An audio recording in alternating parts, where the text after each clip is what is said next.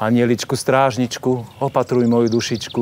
Teda vlastne, dievčence a šuhajkovia, vítam vás pri sledovaní nového dielu podcastu Na dušok. Vybrali sme sa znovu do Českej republiky, na Južnú Moravu, do Znojemského regiónu. Stojíme priamo v centre Znojma a dnes máme na pláne veľmi veľa zaujímavých vecí, tak vás nebudem zdržovať a poďte s nami.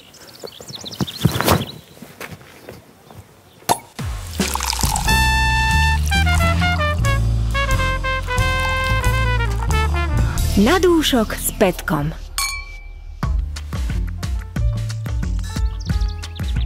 Znojmo, vidím te dvojmo.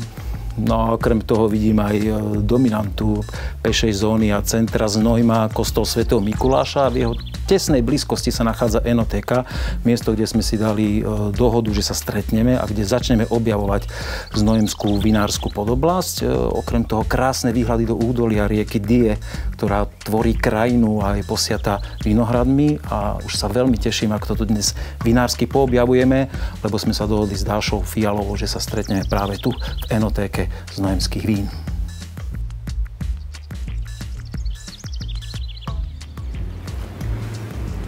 Ahoj, boskávam. Ahoj, ahoj, Peťo, vitaj. Petra Pokorná. Ahoj, boskávam. Ráda tě poznávám. Takisto. Dámy, poďte do toho. Kde sme, čo sme? Jsme v Enotéce ve Znojmě a protože když přijedeš do Znojma, tak není lepšího místa, kde začít poznávat ten region, než právě tady. Preto si nám dala GPS tohoto miesta právě, aby jsme se tu stretli. Proto bylo potřeba potkat se právě tady na tomto místě a proto byla potřeba potkat se právě s Petrou, která ví od A do Z o všech vínech, která tady můžeš ochutnat a že jich je, ale to už možná rovnou předám na Petru. Je jich přesných 120 a všechny jsou ze znojemské vinařské podoblasti, takže je to naše obrovská chlouba, protože se nám tady podařilo vytvořit nějaké přirozené centrum znojemského vinařství a těch 120 vín tu máme dneska od více než 35 vinařů a naším nějakým takovým úsilím a snem pro letošní turistickou sezonu je zvýšit ten počet až na 40 vinařů. Má to nejakú spojitosť, že zvýšite vinárov, že zvýši to počet ľudí, ktorí prídu, alebo dá sa to pomerať? Ne úplně počet lidí, protože těch lidí nám sem chodí opravdu hodně. Ta lokace je fantastická a přivádí sem jak milovníky vína, tak milovníky turistiky a historického Znojma. Ale rozhodně to rozšíří portfolio našich vín, protože ti noví vinaři jsou malí vinaři, kteří si teď zatím neměli možnost objevit. A je to v podstatě takový bonus té naší nabídce. My máme pred sebou naliaté 2 vzorky vína. By ma zaujímalo, že podľa akého kľúča ste sa, viem, že ste sa vy dve na tom dohodli, že ako a prečo ste vybrali toto víno konkrétne? Musím říct, že to vůbec nebylo jednoduchý, protože, jak říkala Petra, no, zo 122, tak... ze 120 vzorků jenom 2, ale protože trošku vím, kam se chystáme dneska ještě a zhruba se dá tušit, že vinaři sáhnou po typických odrůdách VOC Znojmo, což je Sauvignon, Riesling a Veltlín, tak jsme vybrali něco trošku jiného. Máme 2 vzorky. První je Najburg z nádherné vinice Peklo, o které už zase víc ví Peťa. Určitě. Já jsem byla za volbu Najburgu velmi ráda. Je to zároveň... Na zdraví. Na zdravě. Je to zároveň vzorek od největšího producenta vín na Znojemsku, což je z Novín Znojmou, pravděpodobně nejznámější jméno spojené s vinařstvím a se Znojmem. Áno, poznáme veľmi dobre my, aj sme vlastne už v salóne vín ich spomenuli, lebo majú najväčšiu kolekciu, vlastne najúspešnejšiu kolekciu ako vinárstvo jedno. Ano, a tak, jak říkala Dáša, vzorek je z viniční tratě Peklo, která se nachází přímo na hranicích s Rakouskem. Z Novín tam loni otevřel nový degustační stánek, takže je to zároveň nové turistické místo, kam můžou lidi zavítat. Jsou tam vyznačené turistické okruhy a ty vína, která tam vznikají, jsou mimořádná. Právě ten název Peklo odkazuje na to, že samotná viniční trať je posazená v takové kotlině, kterou vyhřívá jižní slunce a ty hrozny se tam doslova a do písmena pečou, jako v tom pekelném kotli. Takže vyzrálé, krásné víno, odrůdy zejména Tramín, Najburg a Millerka. Je veľmi extraktívne to víno, naozaj, že ano. Tam cíti takú plnosť. Mňa fascinuje, ako vyslovujete Najburg, lebo to mi povedá ako jakýž najlepší burg, ale ja by som skôr povedal Neuburg. Okay. Je správne Najburg, alebo to je nejaké také místní? My to my říkáme Najburg, jestli to je špatně, tak na nás pošli nějaké jazykologii. Já používám oba názvy. Je to také slangové, znojemské možno, len ja sa pýtam. Možná. turista, dá se povedať? Neuburg a Neuburg více než Neuburské. To je pravda. Tady. To určitě. Ale oficiální název je napriek tomu Neuburské, ano? Alebo Neuburské. Tak, to je oficiální název vína, určitě. No a možná můžeme rovnou skočit i ke druhé skleničce. No, tak. Vybrali jsme frankovku, možná by se dalo říct, že frankovka není úplně typická pro Znojemsko na druhou stranu, ale vybrali jsme ji, protože je z Dolních Kounic a Dolní Kounice jsou pořád ještě obcí, která patří na Znojemsko, takže já jsem ráda, že Peťa tady má takovou čerstvou novinku. Kliku. A kliku, ano. My totiž opravdu ta znojemská Podoblast sahá téměř až k Brnu, na tu dolnokounickou Podoblast, kde právě frankovka tam dozrává vynikající a samozřejmě většinou ji známe v té červené variantě. Ale jak říká Dáša, teď je období roséček a tohle je ročník 22, takže máme frankovku růžovou z vinařství Oulehla, taktéž bylo oceněno jako vinařství roku, takže výborný vzorek. Ve své kategorii byly i Oulehlovi v soutěži vinařství roku a Kounická frankovka je něco, co se víc a víc zmiňuje, mají spoustu akcí, takže jsme si říkali, že je to ta správná volba i pro dnešní odpoledne. Veľmi zaujímavé to víno, má taký pre mňa na rose nezvyčajný až taký už v tej šťavnatej dochuti taký korenistý štích. Ano, to je právě ten vulkanické podloží, které oni tam mají. Čo nemávajú bežne tie rúžové vína, okrem krásnej plnej aromatiky, takéto... Je tam kouřovitost, je tam kámen. Veľmi zaujímavá dochuť. Kouřovost oni říkají. A určitě zdůrazním vám do toho, zase skočím, že je nádherně suchá, proto tam můžeme hledat ty jednotlivé složky toho teroáru. Tam tie detaily v tej dochuti. Pokud bychom tam měli 10-15 gramů zbytkového cukru, tak tam zase budeme hledat jenom ty mražené jahody. Mali by sme dezert. Takže tu odrůdu si člověk nachutná i z toho rosé, která samozřejmě nejvíc vynikne v té červené variantě. Mňa tu zaujalo, že vlastne tento priestor funguje ako samoobsluha, že si tu ľudia sami ulievajú víno, akým spôsobom? A i proto máme ty lahve vlastně zavřené, tady výjimečně. Nebýváme zavřené lahve na stole, protože druhá věc je, že každý návštěvník si je zavřené, odsud může odnést a pozor za cenu jako u vinaře. To je velmi zásadní věc, že těch 120 vzorků, které si tady ochutnáte po skleničce z těch vinných automatů, si v podstatě potom domů můžete odnést za cenu sklepní, tak jak byste ji koupili od Oulehlu, ve Znovíně nebo v těch dalších 30 vinařstvích. Ale tady si můžete ochutnat od opravdu nejnižšího množství. Vzorky nám začínají na 10 korunách, takže tady si ochutnáte z těch vinných automatů. Je to za babku, jak se hovorí vás, ano? Taková pěkná kreditka. Taková kreditka. A ako sa také kreditky dá dostať? Ta je bez expirace. Tam sa mi zišla. Bez expirace. V podstatě systém je velmi jednoduchý. Přijdete na baru, si zakoupíte zálohovanou tuhle kartičku 50 korunami, nabijete si kolik chcete po stovkách, ať už chcete investovat 100, 200 nebo 1000. A pak už si vyfasujete na baru jenom skleničku, náš vinný lístek a odcházíte tady do toho prostoru, kde teda můžete se s těmi víny mazlit jakkoliv dlouhý čas. A pokud vám něco zbyde, děvčata na baru vám peníze zpátky vrátí, anebo si za ten kredit můžete koupit třeba tu lahev. Dotiahnuté k dokonalosti. Ja som úplne spokojný a určite som si istý. Upřímně, návštěvníci to velmi oceňují. Samozřejmě na začátku toho projektu jsme měli určitou obavu z té odosobněnosti toho, že tady nebude ten sommelier. Že ten návštěvník si sem opravdu přijde sám a bude odsouzený k tomu vybírat si sám. Opak je pravdou. Protože ano, oni to oceňují, nebojí se, takže svým způsobem to i zvedá tu vinařskou kulturu a to povědomí o tom vlastně, že se dá konzumovat to noblesní víno, nápoj takový, který se spíš spojuje třeba s nějakou intelektuální rozpravou nebo tak. I tady prostě na té... Že mnohým ľuďom to vlastne nechýba, tie prúpovidky k tomu vínu a že si chcú len ochutnať víno a nehambia sa pred sommeliérom, že si ulejú toho sladkého. A nebojí se, že tam trošku máme sladká vína. Že si je môžu ráda, to je pravda. Fantastické. Veľmi pekne ďakujem. Veľmi zaujímavý priestor. Naozaj oplatí sa navštíviť. Třešnička. Interiér, který jste viděli určitě. Historická vsuvka. Věc, kterou je důležitou zmínit a rádi to zmiňujeme. S designem enotéky nám pomáhali architektonické studio Chybík a Krištof, což jsou taktéž autoři nové budovy vinařství Lahofer, která je v poslední dobou velmi známá a oceňovaná. A sami mluví o tom, že v podstatě restaurovat takovýhle prostor pro ně byla velká výzva.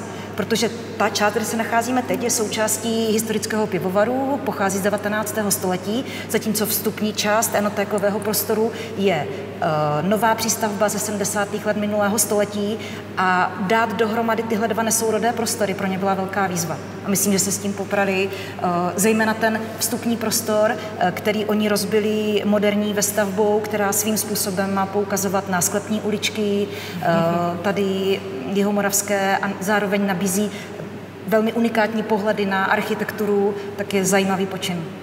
Krásný. Dnes sme to mali s vínom, s historickou vsúkou, aj s turistickou, neviem akou, ale my máme ešte dnes bohatý program, Dáša však. Musíme vyrazit. Ďakujem veľmi pekne a my sa presúvame niekam ešte, teda prezradíš aj kam, alebo je to prekvapenie? Ano, protože jedeme na Kraví horu, to je jeden z nejdůležitějších vinohradů tady. Bude na nás čekat Marek Špalek. Určitě. Na to. A my na vás všechny budeme čekat kdykoliv znovu. Ďakujem pekne. Ahoj. Ahoj. Děkujeme. Na dúšok s Petkom.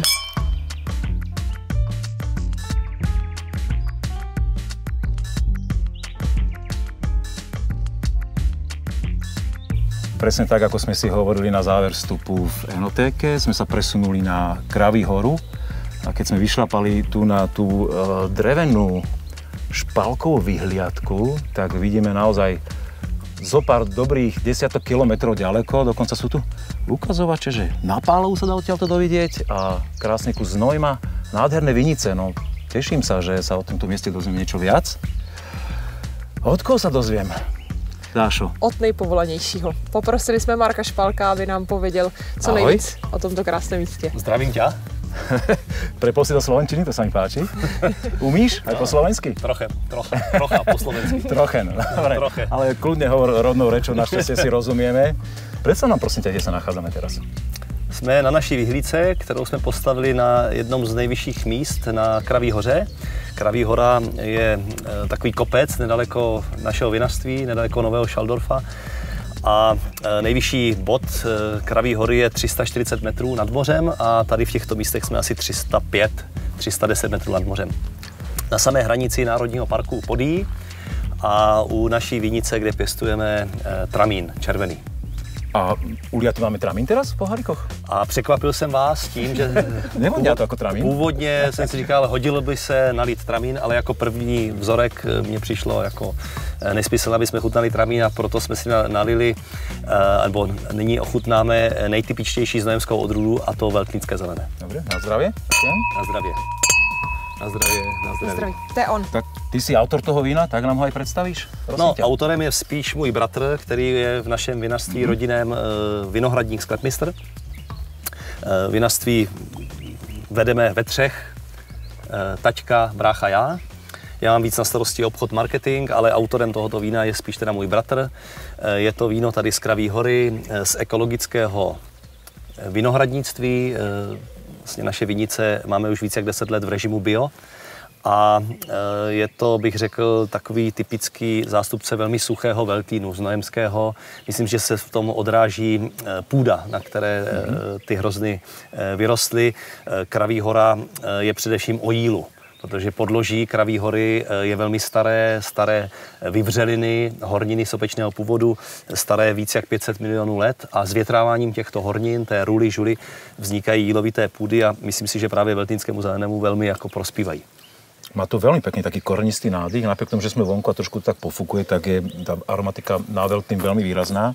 Veľmi zaujímavá dochuť, fakt taká zvláštny prejav minerality, ale zvláštny, taký netypický pre mňa, lebo nemám tie vína u vás tak nachutnané. Chutí ti? Áno, jo? Zaujímavé vína. Som rád. A ja mám hlavne rád aj biele vína, ktoré už majú trošku niečo za sebou a už sú také nazreté a vlastne ukážu aj kus toho terciálneho prejavu, že človek, je to také hĺbšie víno na skúmanie. Toto je víno poměrně mladé, takže ještě žádné terciální jako aromata asi čekat. Nie je tam podľa? Nie ešte? Ešte bude viac? Je to ročník. Bude to ešte mať krajší prejav, myslím si, že ten poslední vzorek, který ochutnáme, že tam se dočkáš. Mne sa to v tej korenistosti, ja by som povedal, že aj teraz to má. Jo, tak dobre. možná. Ale možno som len príliš optimista. Možná.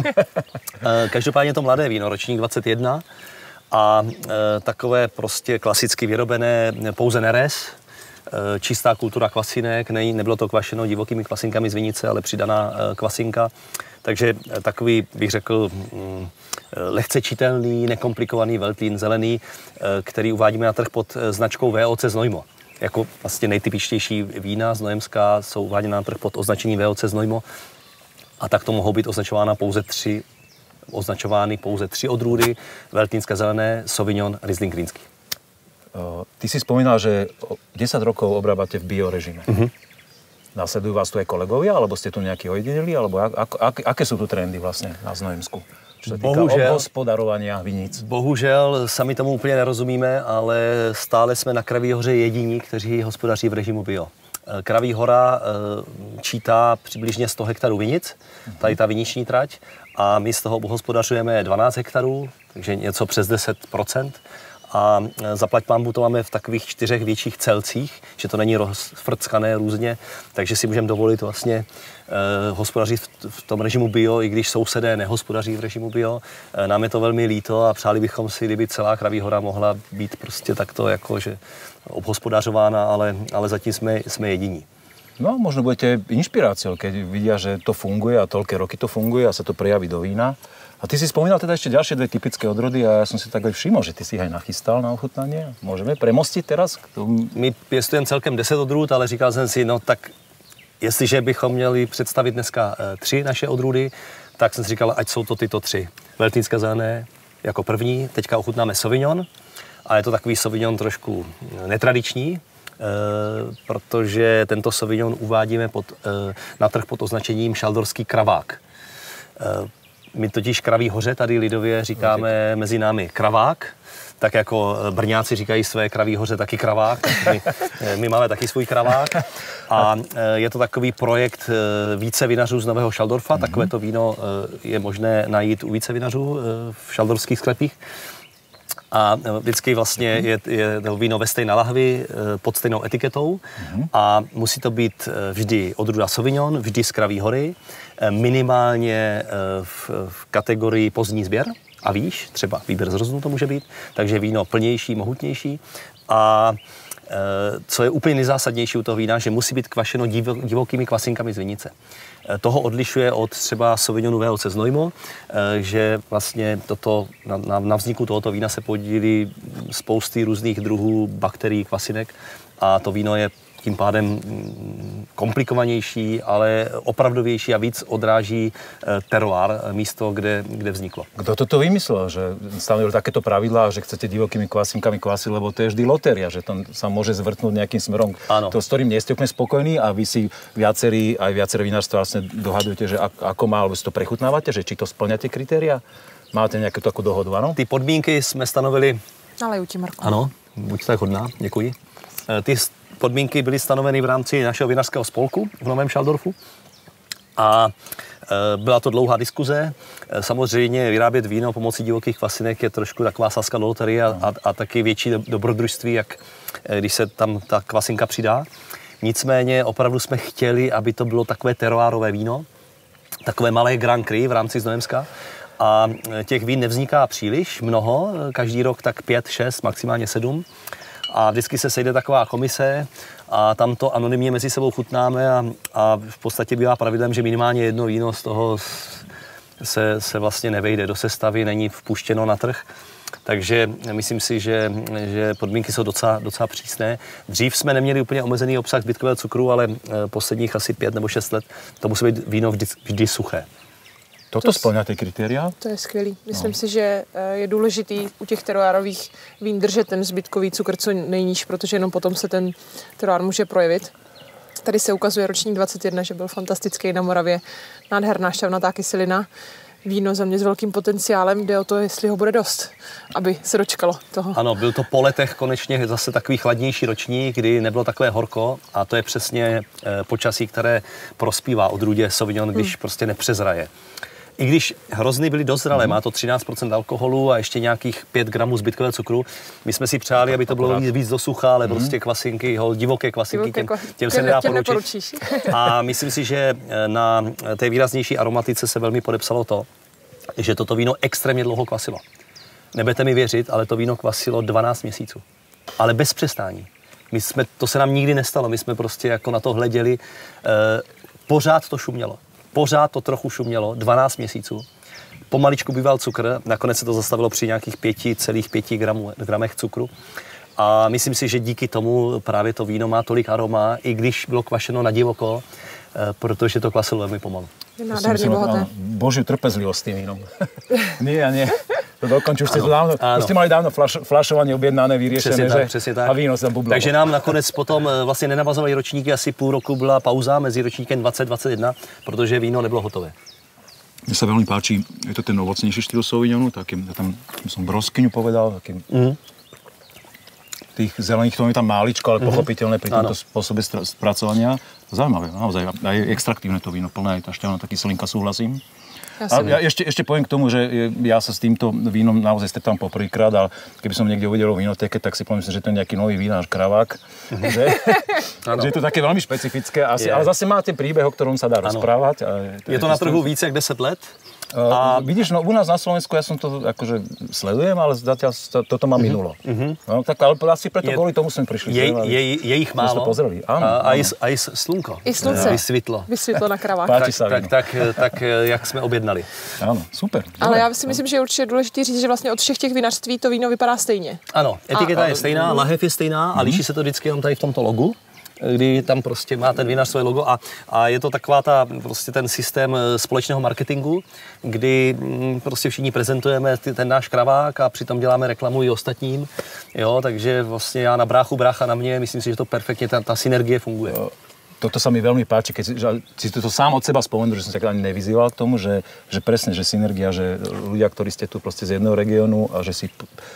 Oni si navzájom pomáhate, každý má trošku inú klientelu, každý pozná nejakých iných ľudí a viete sem potom pritiahnuť na takýto zaujímavý projekt ľudí. Já jsem mohl dneska vzít jiný Sauvignon a říkal jsem si, vezmu Kravák, protože tím udělám reklamu nejenom nám, ale celé Kraví hoře a všem vinařům, co dělají Sauvignon. A všetci vinári, tvoji kolegovia, ktorí to teraz pozerajú, ty tlieskajú. Budeš to počuť až potom neskôr asi? Tak virtuálne. Doufám.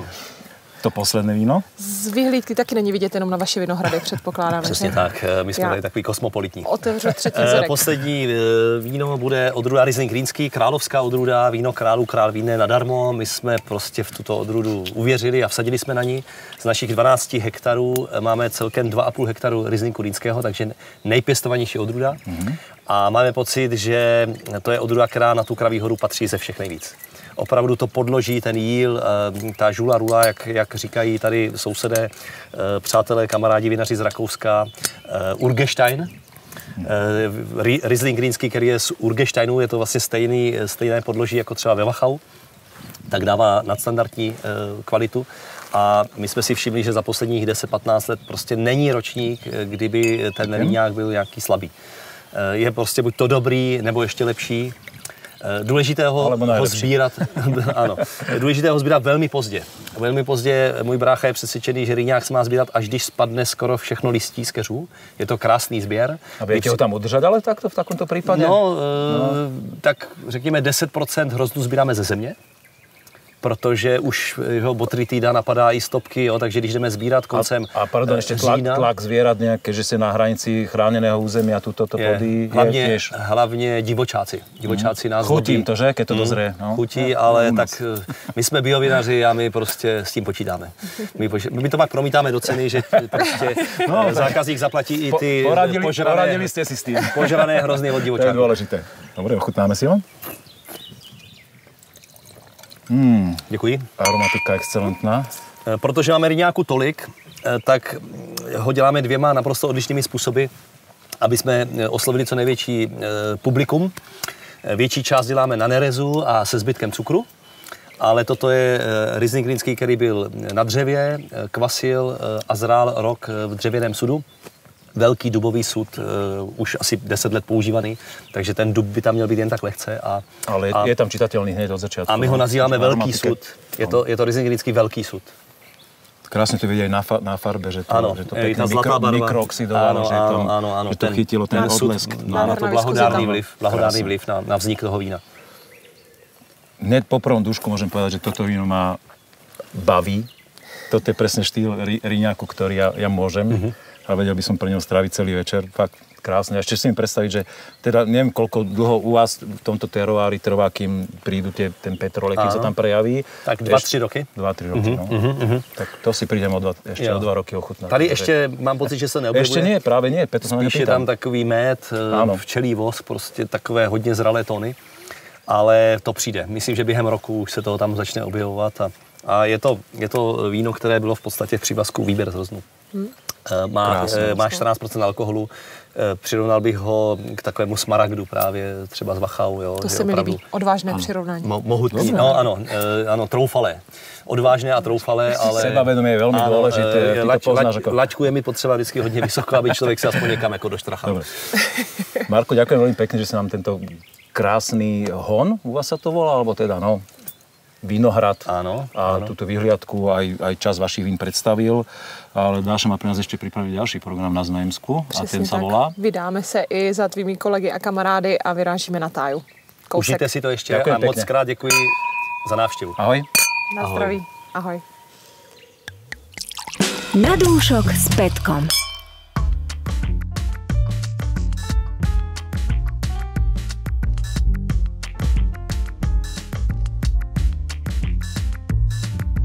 Čerstvého jarného vánku, ktorý vial na Kravej hore, sme vklzli do podzemia vinárstva Tája, kde si nás, Dáša, ty priviedla a pribudol tu človek, ktorý nám chce to vinárstvo predstaviť, tak nám prosím ťa predstav aj mne, aj divákom, posluchačom. Já jsem moc ráda, že souhlasil s naší návštěvou Jakub Smrčka, enolog vinařství Tája. Ahoj Kubo, děkujeme za čas a já si myslím, že musíme určitě na začátek říct, že Jakub Smrčka je enologem roku, soutěže vinařství roku a zároveň enologem vinařství, které získalo vítězství v kategorii střední vinařství ve vinařství roku. Už po několikáté možná. Finalista vinařství, už jste po třetí dokonce. Gratulujem. Vítaš nás hned vínom, tak nám prosím ťa predstav na úvod a potom samozrejme aj vaše vinárstvo. Kým nám to neoteplie, lebo to víno si zaslúži byť ochutnané už teraz. Začneme vínem, protože tak to u nás je. My vždycky říkáme, že víno je pro nás na prvním místě. Teda na zdraví. Na zdraví. Ahoj, na zdraví. Na zdraví. No já jsem do pohárku nalil Sauvignon Blanc, protože je to jedna z těch odrůd, která nás trošku, řekněme, jako blíž popisuje, protože je pro Znojemsko typická. A museli jsme začít vínem z naší řady Pozdravy z Národního parku, protože ta řada je signaturní tím, že každá odrůda má zároveň svoje zvíře na etiketě. A nejsou to náhodně vybraná zvířata, ale jsou to zvířata, které se běžně vyskytují vlastně v Národním parku. Takže třeba tento Sauvignon má na etiketě lipana. To sa po slovensky ako povie, teraz rozmýšľam. Tak to ti neporadíme asi. Lipan podhorní. Dobre, ty si rybár, tak to si musím pozrieť, lebo fakt, akože ja na ryby nechodím. Ale dobehnem to.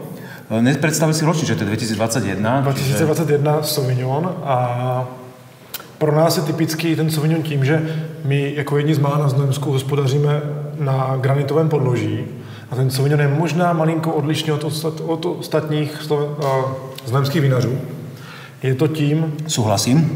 Už jsme dnes Sauvignon koštovali, je naozaj odlišný, ano. Takový minerální, hodně slaný, bylinkový. Postrádá to ovoce, ale mě to vůbec nevadí, protože já tento styl takového toho bylinkového Sauvignonu mám strašně rád. Si veľmi prísny, podľa mňa. By som nepovedal, že by to postrádalo ovoci, ale že je menej expresívne v aromatike také tie ovocné a skôr je naozaj tie bylinkové také, možno je taký trávový tón, ale v každom prípade veľmi zaujímavé extraktívne víno v chuti. Herbálnost, bylinka, je tam i takový, řekněme, minerální konec zajímavý, který je až takový, já říkám, takový to křísnutí tím křemenem o sebe, tím kamenem. Když jsme jako malí se snažili dělat táborák, tak jsme Počkaj, to v pivnici tam dávaš tie kremené výboje? Nemyslíš vážne? Ve vinicích pán máme, takže... Čiže to už vo vinici sa robí, áno? V vinici už nie. Ženský na Vinohradě. OK, dobre. No tak si, neviem, či si teraz neprezradil niečo viac, čo si chcel o zákulisí a technologických kulišárnach. Že by sme pak potkávali vinaře znojemský na vinici, jak si hrajú s kamerou. Kresajú, áno. Možno sa tam vzniknú indiánske tábory. Nie, poďme na vážnejšie.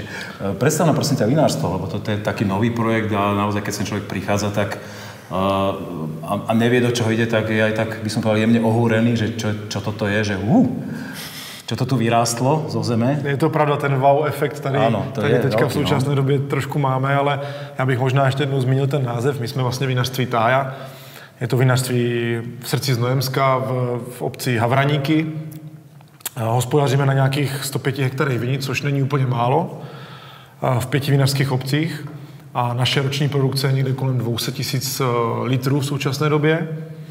A zkrátka jsme nově vystavěné vinařství, to je potřeba říct, že ten wow efekt pochází z toho, že máme novou budovu, nové vinařství s původní sýpkou, ve které je restaurace, na to navazuje hotel a řekli jsme si, že prostě pro našeho zákazníka poskytneme plný servis, takže opravdu k nám může přijít kdokoliv a zažít, si myslím, nádherný víkend. All inclusive všetko. All inclusive, všetko. přesně tak. No, tak to si budeme muset někdy absolvovat. Dnes toľko úplně času nemáme. A vidím, že Daša sa už kopila aj ďalšieho vína. Šikovné dievča. Na to se těším, to je můj oblíbený vzorek. Tak ty si vybral vzorky, tak mal by si sa asi na každý víno těšit. Samozřejmě, děláme vína, my s majitelem, potažmo se šéfem děláme vína tak, aby chutnali nám, ale no, vybíráme prostě takové odrůdy, které nás baví. Takže tohle bude Riesling a ten nás baví hodně. Je to další typická odrůda pro naši znojemskou podoblast. Ročníkovo jsme kde teraz? Opět ročník 21. Děkuji. Protože musím to zaklepat, ale daří se nám, že až na pár výjimek v archivu máme ročník 20 úplně vyprodaný, takže teď nabízíme aktuálně ročník 21. Já vám do toho skočím, pánové, když oba zkoušíte aromatiku. Jakube, my máme krásné skleničky. Takové krásné skleničky nemáme ve všech vinařstvích, které navštěvujeme, tak možná i k tomu nám můžeš něco říct. Je potřeba určitě to zmínit. My spolupracujeme se sklárnou Květné, která vyrábí opravdu nádherné ručně dělané skleničky.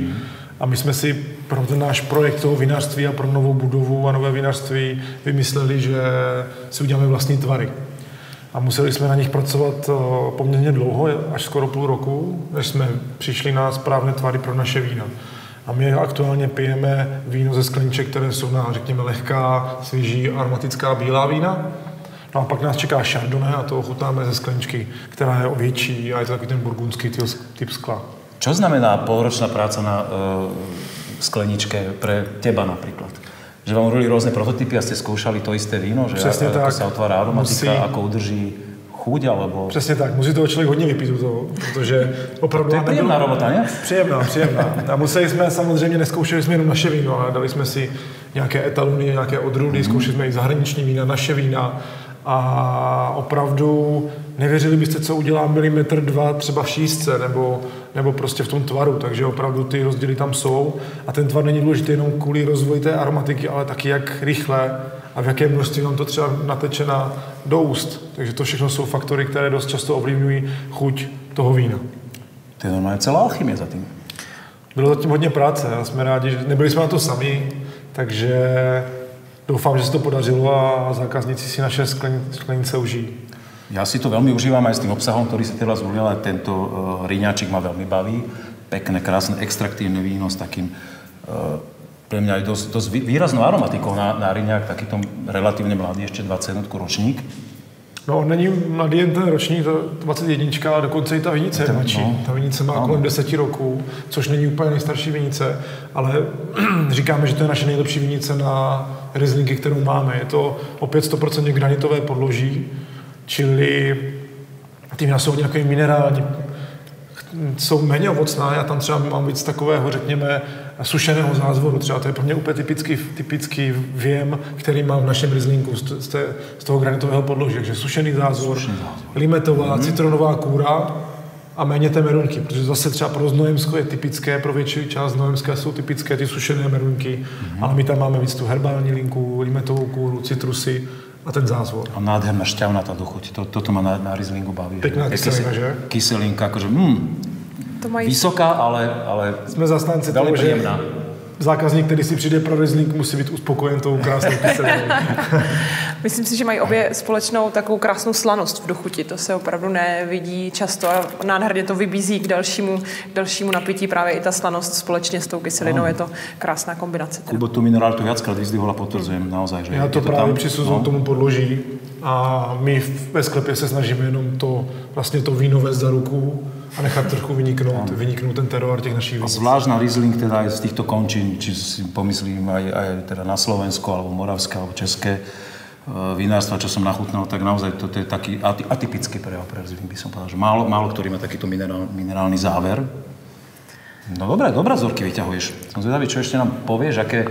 A ještě bych vyzvihla, vyzvihla bych to, že právě to teda a ten granit, o kterým Kuba hodně mluví, je tam cítit taky díky tomu, že Tája drží všechny vzorky velmi nízko při zemi, co se týče zbytkového cukru. Takže i díky tomu se tam ten terroir může projevit. Takže tady o moc gramů zbytkového cukru úplně nezakopneme. Máme rádi suchá vína, takže řekněme 95% našich vín je do 4 gramů zbytkového cukru, takže v kategorii suchá. Podstatné, že na to máte zákazníkov a že ľudí aj učíte piť, že vlastne takto má to víno vyzerať a keď sa zákazník stotožní s tým, s tou predstavou enológa, že ty si za tým stojíš na tým víno a vidíš, že to ľuďom chutí, tak to je úplne to najlepšie, asi tá najkrajšia odmena, ktorú môže dostať, okrem titulu vína roka. My jsme rádi, já si myslím, že pro nás největší satisfakce je to, že ten zákazník přijde k nám, přijede, ubytuje se, ochutná víno a druhý den u snídaně ho potkám a on to víno chválí. To si myslím, že je ta největší satisfakce, kterou můžeme mít. Čiže ty máš ještě kontrolnou úlohu, že ráno chodíš po snídani kontrolovat ľudí a pýtaš se, či šmakovalo. Já mám takovou zálibu, že se těch lidí rád ptám, protože ta zpětná vazba je strašně důležitá a my s chutí říkáme, že nebo já říkám, že mám hlavu na krku a že chci prostě slyšet ten názor a když bude negativní, tak ho přijmu taky. Stalo se už? Stalo se, nedávno se stalo, právě když se bavíme o té šťavnaté kyselině, jak nedávno se nám stalo, že někdo nám tu kyselinu ne, že nepochválil, ale řekl, že prostě na něj už třeba ta kyselina, ta šťavnatost, kterou v těch vínech máme, je trošku moc. Tak to přijmeme s pokorou, řekneme dobře, nebudeme se zlobit, když pojedete k jinému vinaři. Vidím, že Dáša je žena činu a udělala už teda tu vzorku, ktorá si zaslúži väčší sklo, ktoré si pol roka na tom makal, aby to presne vyznelo. Tak si to poďme ochutnať a to víno nech sa páči predstav. No, poslední vzorek, který jsem vybral, je naše vlajková loď, nebo nejvyšší řada, řekněme. Je to Chardonnay a Prix z ročníku 2019, takže starší víno. Je to víno, které potřebuje více času na zrání. My aktuálně prodáváme ročník 2019 a 2020 začneme prodávat třeba až za 3-4 měsíce. Tahle řada vidíte, že je v burgundské láhvi, takže tím ji chceme trošku odlišit od těch našich stávajících řád a opravdu je to taková naše šperkovnice, řekněme. Je to víno, které zrálo a kvasilo v dubových sudech, řekněme ze 60% nových, a je to takový ten burgundský styl Chardonnay, hodně, kdy člověk toho má takzvaně plnou pusu, je tam hodně všeho, řekněme, je tam pěkná linka dřeva, zrálé žluté ovoce, na to mám i trošku sušený ananas, to jsou takové ty atributy, které z toho dělají takové pěkné, řekl bych, víno burgundského stylu. Ja som sa prvú minútu len kochal vôňou, lebo ma veľmi baví, keď presne, že to víno, keď prejde cez to drevo a tam tie tóny z tých súdov, tak to je... Mám čas proste sa toho napiť, lebo sa chcem kochať. Jednu veľmi dôležitú vec sme nespomenuli. Tája, názov vášho vinárstva je veľmi tajúplne. Pre ľudí asi, ktorí nie sú teda tu úplne doma a možno netušia, čo to je. To nejaká latinský výmysel, alebo to je, nedaj Bože, názov nejaké rieky? Je to přesně tak, jak říkáš, že vidět, že se vzdělával a učil a něco o nás víš. Niečo som si naštudoval, ale teda ešte pred pár dňami mi to nebolo jasné úplne. Je to název, přesně tak, je to název pro řeku Dee. Je to mezinárodní název, používá se jak v Rakousku, tak i vlastně latinský název této řeky. A my jsme chtěli ten název udělat takový, řekněme, globální, trošku mezinárodní, protože i pro nás do budoucna je důležitý export vín, chceme exportovat a chceme být čitelní a srozumitelní. Proto jsme zvolili tento název. Ďakujem veľmi pekne, ja som unesený aj expresivitou tej poslednej vzorky, to je víno. Ešte stále mi prípadá, že aj v tomto veku, že ešte stále má veľmi mladický prejav, že to je ešte víno, ktoré si môže položiť v tej fľaši roky a ešte mákame naraz, aj sa trošku zagulať. Přesne tak, určite. A zjemniť aj možno tak viac skrémovieť, ale v každom prípade veľmi expresívna vzorka. Možná bych ešte pověděl, že v podstatě my se u té nejvyšší řady Apri se snažíme o to, aby ty vína měly před sebou minimálně 10 roků. Že opravdu se snažíme udělat velké víno, které má obrovský potenciál na zrání. Proto to říkáš úplně správně, že to víno je takové zavřenější ještě možná a ještě ten plný potenciál se určitě rozvine. Ďakujem veľmi pekne, ja som veľmi spokojný. Ja v podstate nemám slov, ja bych mohla jenom vonět. No tak ešte popri tom, jak si budeme voňať a dochutnáme túto vzorku, tak viem, Dáša, že ty si ešte pripravila takú poznámku pre všetkých poslucháčov a divákov, že čo ešte na Znojemsku, čo sme my dnes neštihli samozrejme pozrieť, by si ešte ľudia mohli pozrieť a kvôli čomu sa sem oplatí cestovať a na to si vybehneme ešte niekde na vzduch. Čo ty na to? Na to si vyběhneme na vzduch a řekneme si tam, kam všude zabloudit. Kubo, ďakujem veľmi pekne, že si sa nám venoval. Ja ďakujem. A my pokračujeme ďalej. Ďakujeme. Pekný deň, ahoj. Ahoj. Na dúšok s Petkom. No a na záver návštevy z Znojemského regiónu sme znovu išli na vzduch, krásne nám svieti slniečko a Dáša, teda ty si slúbila, že ešte povieš, aké sú highlighty, že prečo by sme sa mali vínomilci, milovníci histórie a milovníci kultúry vybrať. Jak se páči, pojď. Je jich strašně moc, tak já se pokusím vybrat to nejzajímavější. Když už se vypravíte na Znojemsko, tak určitě musíte jít na procházku na Šobes, protože je to jedna z nejkrásnějších vinic, který v Česku máme. Stará se o ní převážně z Novín, mají tam stánek s vínem, takže určitě stojí za to ochutnat vína ze Šobesu a hlavně se tam jít podívat. Určitě stojí za to vyrazit za tradičními sklepy do Nového Šaldorfa, kde jich je jeden vedle druhého. Skvělá vína, skvělí vinaři, jedni z finalistů vinařství roku Piálek, Jäger, ale i spoustu dalších sklepů, který je potřeba se podívat. Určitě stojí za to vyrazit za nádhernou architekturou novou na Lahofer, chybí Krištof, architekti a je toho spoustu. Tady za náma kousek je městská vinice, o kterou se taky stará Lahofer, takže těch míst je tolik, že vlastně všechny nevyberu. Ale v Enotece poradí. V poriadku a zase existujú internety a človek sa vie dočítať a urobí si ten turistický itinerár, keď sa sem chystá, podľa mňa. Veľmi pekne ďakujem, dnes to bolo naozaj obsiahle, zažili sme veľmi veľa vecí, ochutnali veľmi veľa zaujímavých vín a stretli zaujímavých ľudí. Veríme, že vás to bavilo. Dajte si odber na náš YouTube kanál, sledujte nás na sociálnych sieťach a vidíme sa v ďalšom dieli. Ozaj, kde sa vidíme? No, to je zajímavá otázka. Zbývá Mikulovsko, Slovácko a Velkopavlovicko, tak se nechte překvapit. OK. Necháme sa prekvapiť. Ahoj. Ahoj.